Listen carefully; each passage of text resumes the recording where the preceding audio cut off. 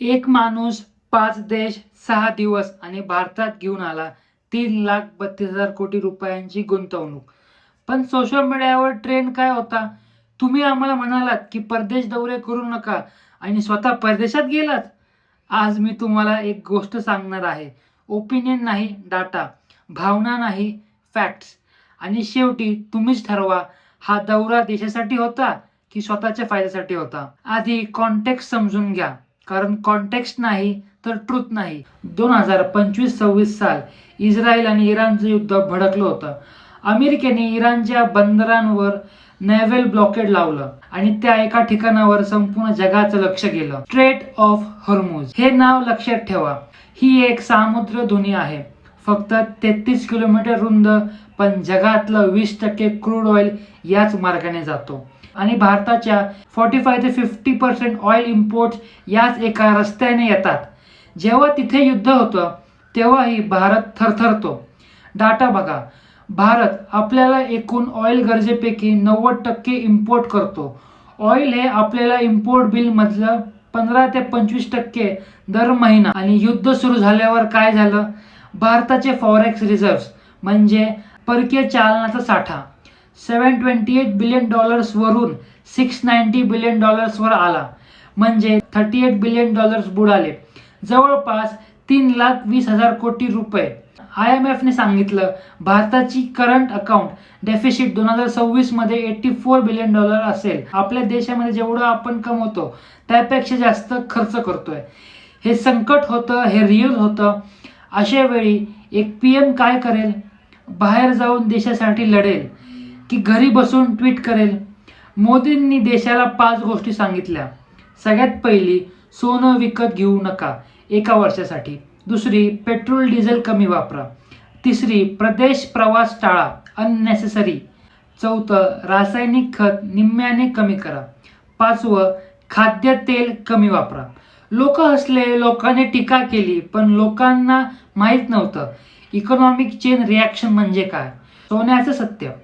भारत दरवर्षी 700 ते 800 टन सोनं इम्पोर्ट करतो आणि सोनं भारताच्या एकूण इम्पोर्ट्स मध्ये क्रूड ऑइल नंतर दुसऱ्या क्रमांकावर आहे, 9% वाटा घेऊन. युद्ध काळात डॉलर महाग होतो तेव्हा सोनं विकत घेणं म्हणजे आपण स्वतः आपले फॉरेक्स रिझर्व्ह जाळतो. 2024 मध्ये 3.9 करोड भारतीय नागरिक परदेशात गेले, म्हणजे 3 कोटी लोकांनी डॉलर्स खर्च केले. इंडिया हे डॉलर्स वाचवायला सांगत आहे. साध्या भाषेत दुसरं, भारत जगातला सर्वात मोठा युरिया इम्पोर्टर आहे. दरवर्षी 1 करोड टन्स युरिया बाहेरून येतं. युद्ध काळात सप्लाय चेन तुटतो, खत महाग होतं, अन्न महाग होतं. आता खाद्यतेल. पाम ऑइल मलेशिया इंडोनेशियावरून येतं.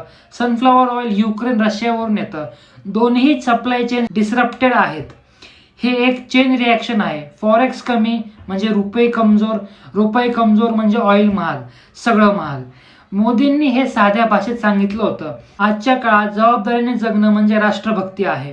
पण मग प्रश्न येतो, जे तुम्ही लोकांना सांगितलं बाहेर जाऊ नका म्हणजे परदेशात जाऊ नका आणि ते तुम्ही स्वतः पाळत नाही, तर नक्की यामागची सत्यता काय आहे? चला बघू. 15 ते 20 मे 2026 PM मोदी गेले UAE, Netherland, Sweden, Norway, Italy. 5 देश 6 दिवस 50+ CEO मीटिंग्स आणि घेऊन आले $40 बिलियन म्हणजे 3,32,000 कोटी रुपये. नवीन गुंतवणुकीची कमिटमेंट. आता एक एक देश बघू नंबर सोबत. UAE इथे PMचं काम होतं एनर्जी सिक्युरिटी. युद्धामुळे स्ट्रेट ऑफ हॉर्मुझ बंद होण्याची भीती होती. भारताकडे त्यावेळी फक्त 60 दिवसाचा क्रूड ऑइल साठा होता. मोदींनी UAE सोबत काय केलं? Strategic petroleum reserve MOU signed. Abu Dhabi national oil company ADNOC भारताच्या अंडरग्राऊंड ऑइल स्टोरेज मध्ये क्रूड ऑइल स्टोअर करणार. Long term LPG supply deal signed. $5 billion नवीन गुंतवणूक UAE कडून. ही आहे कन्फर्म बातमी. डिफेन्स, शिपिंग, मॅरिटाईम अजून डील्स.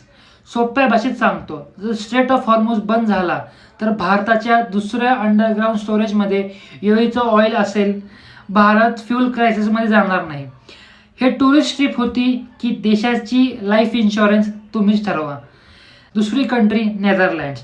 इथे घडली एक ऐतिहासिक deal. Tata electronics plus ASML. ASML कोण आहे?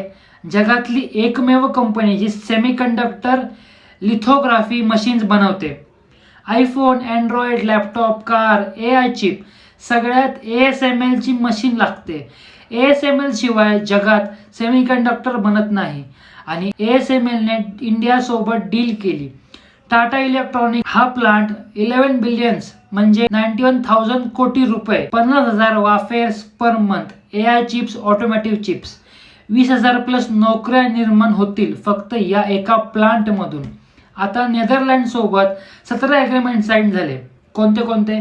Semiconductor, artificial intelligence, quantum computing, green hydrogen, critical minerals, defence, bilateral trade आधी $27 billion.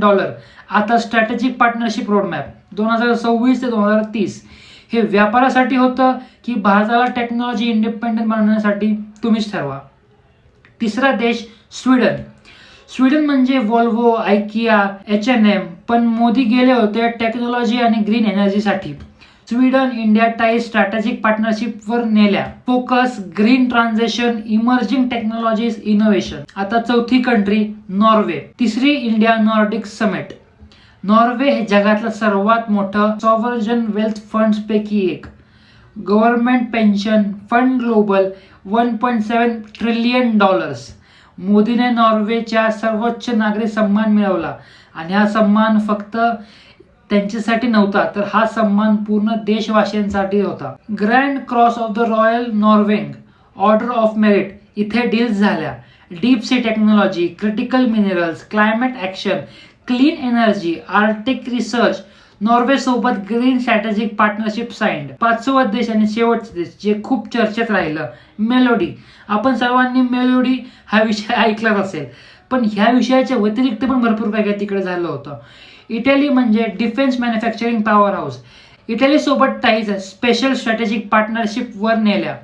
Adani defence plus Leonardo spa, इटलीची टॉप डिफेन्स कंपनी.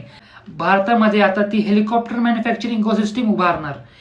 AW169M आणि AW109 ट्रॅकर M हेलिकॉप्टर्स भारतीय लष्करासाठी.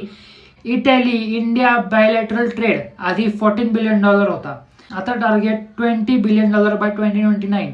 इटलीच्या FM ताजानी म्हणाले, हा इंडियासाठी डिफायनिंग मुवमेंट आहे. एकूण रिझल्ट काय? UAE सोबत $5 बिलियन ची investment plus strategic oil reserve. Netherland सोबत काय? ASML plus Tata $11 billion semiconductor plus 17 agreement. Sweden strategic partnership plus technology deal. Norway green strategic partnership plus Nordic summit. Italy जी फक्त melody म्हणून सध्या ओळखली जाते, खरं तर मेलोडी ह्या विषयाशिवाय पण भरपूर विषय तिथे होते. Special strategic partnership plus defence manufacturing. 57 outcome, $40 billion pipeline, 5 देश 6 दिवस. आता सांगा, ही टुरिस्ट ट्रिप होती का? तुम्ही सांगितलं घरी राहा, स्वतः गेलेत. याचं उत्तर, हा प्रश्न व्हॅलिड आहे, मी डिसमिस करणार नाही. मोदींनी नागरिकांना सांगितलं होतं अननेसेसरी फॉरेन ट्रॅव्हल्स टाळा आणि त्यानंतर ते स्वतः 5 देशात गेले. हे कॉन्ट्रडिक्शन दिसतं, पण आहे का? अननेसेसरी हा शब्द महत्त्वाचा आहे.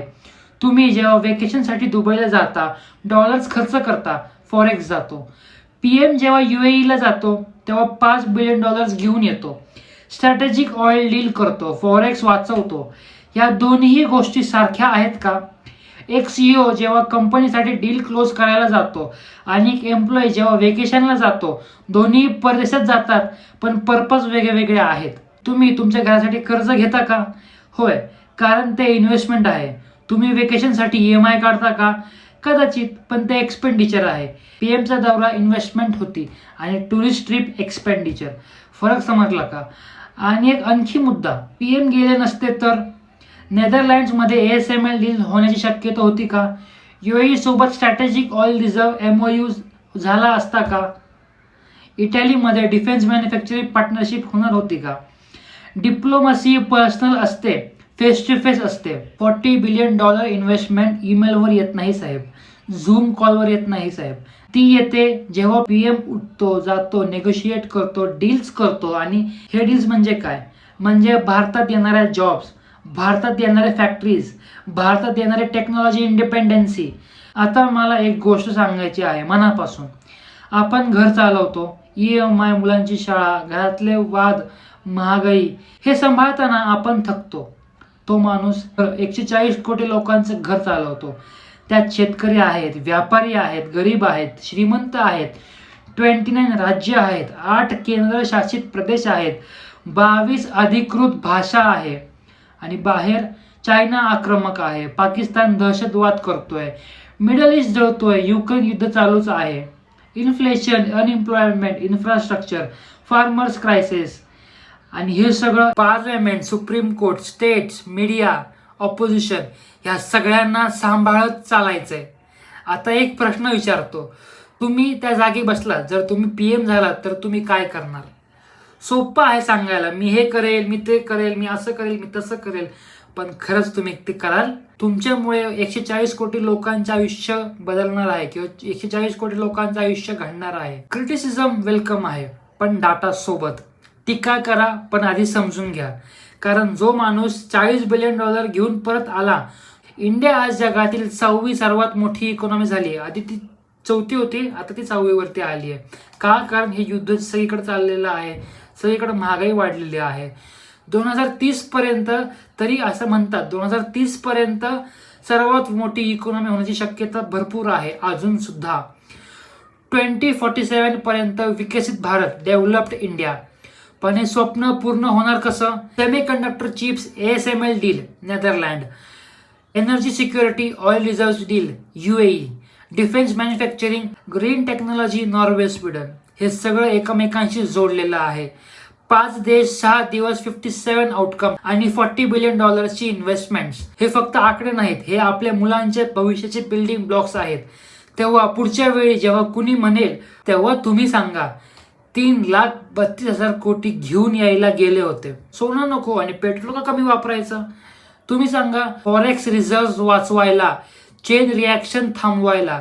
आणि जेव्हा कोणी म्हणेल मोदीजी देश नाही चांगलं चालवते, तेव्हा तुम्ही शांतपणे विचार करा, मग उत्तर द्या.